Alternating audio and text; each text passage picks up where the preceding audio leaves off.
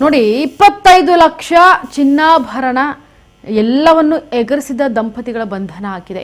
ತುಮಕೂರಿನ ಕುಣಿಗಲ್ನಲ್ಲಿ ಪೊಲೀಸರು ಕಾರ್ಯಾಚರಣೆಯನ್ನ ನಡೆಸಿದ್ದಾರೆ.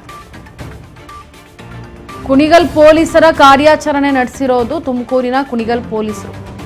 ಯಾಕಂದ್ರೆ ಬೆಂಗಳೂರು ಮೂಲದ ಐನಾತಿ ದಂಪತಿಯನ್ನ ಬಂಧಿಸಿದ್ದಾರೆ ಖಾಕಿ ಪಡೆ.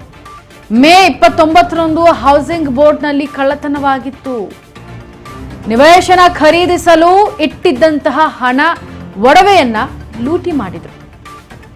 ಆರೋಪಿಗಳ ಮೇಲೆ 35 ಕಳವು ಪ್ರಕರಣಗಳು ಇವೆ ಅನ್ನೋದು ಗೊತ್ತಾಗ್ತದೆ ತನಿಖೆಯಿಂದ.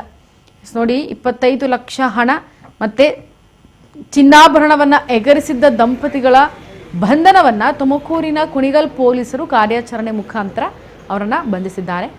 ಬೆಂಗಳೂರು ಮೂಲದ ಐನಾತಿ ದಂಪತಿಗಳು ಅವರಿಬ್ರು ಮೇ 29ರಂದು ಹೌಸಿಂಗ್ ಬೋರ್ಡ್ನಲ್ಲಿ ಕಳ್ಳತನ ಮಾಡೋದಕ್ಕೆ ಮುಂದಾಗಿದ್ರು. ನಿವೇಶನ ಖರೀದಿಸಿ ಅಂದ್ರೆ ಅದನ್ನ ಖರೀದಿ ಮಾಡ್ತೀವಿ ಅಂತ ಹೇಳಿ ಇಟ್ಟಿದ್ದಂತಹ ಹಣ ಒಡವೆಯನ್ನ ಲೂಟಿ ಮಾಡಿದ್ದಾರೆ. ಆರೋಪಿಗಳ ಮೇಲೆ ಈ ಒಂದು ತನಿಖೆ ಯಾವಾಗ ಆಗತ್ತೆ, ಇವರ ಮೇಲೆ ಯಾರೋ ಈ ದಂಪತಿಗಳ ಮೇಲೆ ಆಗ ಗೊತ್ತಾಗುತ್ತೆ ಪೊಲೀಸರಿಗೆ. ಈ ಆರೋಪಿಗಳ ಮೇಲೆ 35 ಕಳವು ಪ್ರಕರಣಗಳು ಇವೆ ಈಗ ಆಲ್ರೆಡಿ ಅಂತ ಹೇಳಿ.